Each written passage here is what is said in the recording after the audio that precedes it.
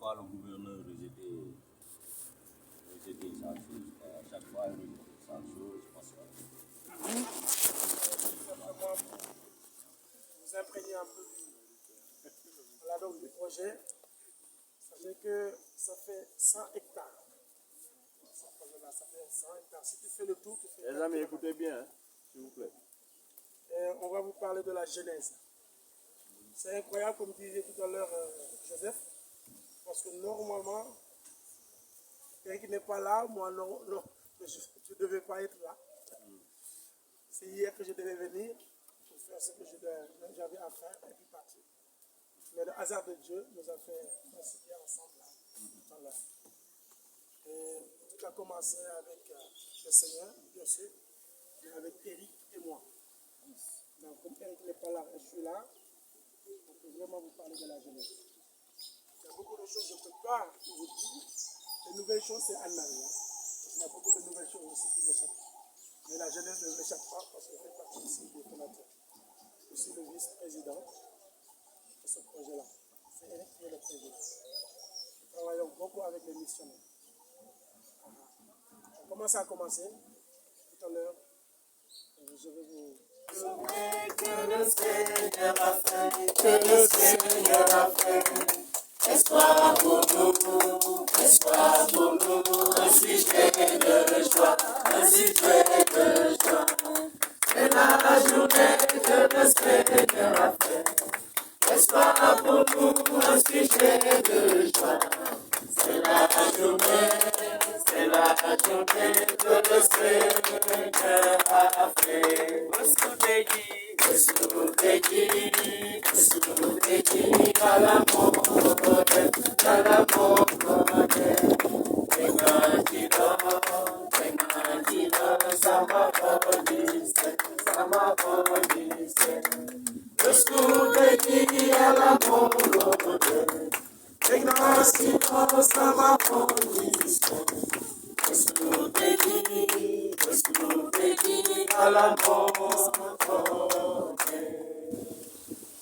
Bonjour, moi c'est Anne-Marie Tamé. Je suis la responsable d'hospitalité à Beersheba. Et je vais vous servir de guide aujourd'hui. Je vais vous faire voir ce que nous faisons ici. On fait plein de choses quand même. On fait l'agroécologique. On va aller voir l'étape, là où on élève tout ce qui est animaux. Et on va aussi voir, on va aller voir la permaculture. On fait une culture en permanence. On a aussi un atelier moringa. On fait la transformation du moringa en huile, en gélule et en poudre. On va beaucoup voir de toute façon. Est-ce qu'il y a des animaux ici? Oui, on a des animaux. On a des bœufs, on a des moutons, on a des porcs. Et On a aussi des très rapidement, l'agriculture biologique, c'est une agriculture où on n'utilise pas de produits chimiques de synthèse. Bon, beaucoup quand même, peut-être si vous connaissez un peu l'agriculture, vous avez entendu parler des produits chimiques avec leurs dangers. Bien vrai que tout le monde se dit qu'on a besoin de beaucoup de production augmentée, les rendements, etc. Mais en réalité, les conséquences que cela peut induire dans la santé humaine est beaucoup plus néfaste que même les bénéfices qu'on peut en tirer. Raison pour laquelle à Beersheba, on parle de l'agriculture selon le cœur de Dieu. Une agriculture qui est basée sur la protection de la nature, de l'environnement et aussi qui prend soin de la santé du consommateur. Donc je pense que c'est juste une introduction qu'on va faire et quand on aura à faire le tour, on va voir en réalité quelles sont nos pratiques. Et pour dire aussi bio, c'est un terme qu'on utilise, mais ce qu'on fait c'est l'agriculture naturelle. Mais on tend vers cette certification parce qu'en tant que tu n'as pas la certification bio, tu ne peux pas avoir quand même dire que tu as bio. Mais nous faisons des aliments ou bien une production à haut standard, mieux que même ceux qui se proclament aujourd'hui bio. Et tout récemment, les agents de la certification ont venu nous visiter et le dossier est vraiment donc, très avancé. On espère que cette année, on aura notre certification bio. Donc, merci beaucoup. Merci. Elle est burkinabé, Nathalie, docteur vétérinaire en stage. Et voilà, tu parles quelque chose de ça. Je pense que tu dois pouvoir expliquer pour le bœuf et après je vais expliquer.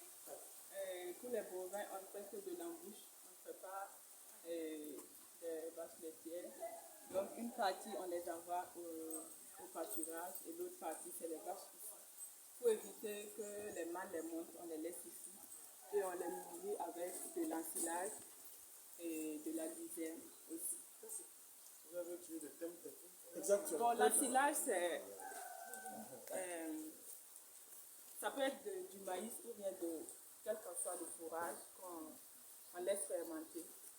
Et puis, bon, ça se vend sur le marché. Et la luzerne aussi, c'est un fourrage. Et ça, on a fiché. Bon, on n'utilise pas de concentré ici. Les autres partent au pâturage. Sauf pendant la saison sèche, je pense que tous sont nourris avec les mêmes.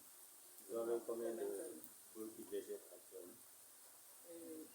Actuellement, c'est 13 sur place. Mais le souhait, c'est 18 médicaments sur place. Mais pendant la saison des pluies, on a un petit souci avec les clients. La vente devient un peu moins. Donc, on ne respecte pas les normes. Mais sinon, généralement, on est à 18 têtes sur place pour l'embouchure. Donc, généralement, les vaches sont achetées localement. Avant, on achetait au Mali. Maintenant, ils sont achetés localement. Et on fait une embouche de 3 mois.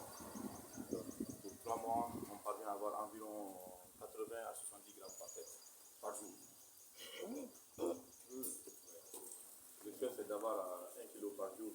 Ça, on n'est pas arrivé à ce stade pour le moment. Du fait qu'il n'y a pas de concentré et que c'est généralement juste des fois on donne un peu de maïs et puis du fond. Mais tout le reste, c'est du courage. Et CMV et coquillage. Et puis on fait le mélange aux différentes proportions. Oui, coquillage aussi. Les coquillages de Quel mer. genre de coquillage? Vous écrasez ça? Et on fait le mélange. Maintenant, pour donner, on mélange l'aliment avec la mélasse. La mélasse. La mélasse. Et, par exemple, si on doit donner le matin, on prépare déjà ça à 7 heures pour laisser fermenter. Donc les bacs sont déjà, ils ont déjà préparé ce qu'on va donner le soir. Donc on laisse un peu fermenter avant de le donner. C'est ça. Et la mélasse, la mélasse. Non, si le marché. Je ne sais pas d'abord peut-être.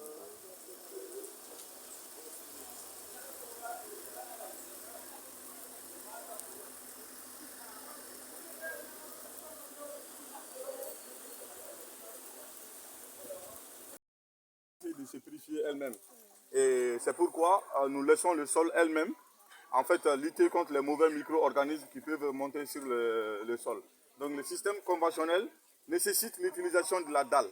Parce qu'ils trouvent que c'est plus facile de nettoyer la dalle, c'est plus facile de désinfecter la dalle, c'est plus facile. Mais le système coréen, lui, il dit non. C'est mieux de mettre les espèces ensemble qui se connaissent et ils peuvent mieux lutter les uns contre les autres. Si on met les bons micro-organismes contre les mauvais micro-organismes, ils vont les trouver quoi que ce soit et ils vont les neutraliser. Et comment nous allons savoir que notre sol est bien et notre poulailler est bien? C'est avec l'odorat. Donc quand ça ne sent pas mauvais, on sent que notre sol est vraiment bien et que nous savons que nous, on a gagné contre les mauvais micro-organismes. Tout mauvais odeur est égal à mauvais signe de mauvaises bactéries ou de mauvais micro-organismes qui est là dans notre sol. Donc on a l'ouverture du poulailler qui est ouvert, le milieu du poulailler qui est ouvert. C'est pour non seulement permettre au soleil de pénétrer l'intérieur du poulailler, parce que les poulets, ça les permet de prendre non seulement des bains de soleil, mais ça les permet aussi de lutter contre les parasites externes qui existent sur le corps. Et non seulement ça, ça permet d'avoir de la vitamine D pour le corps, qui est bon pour les poulets.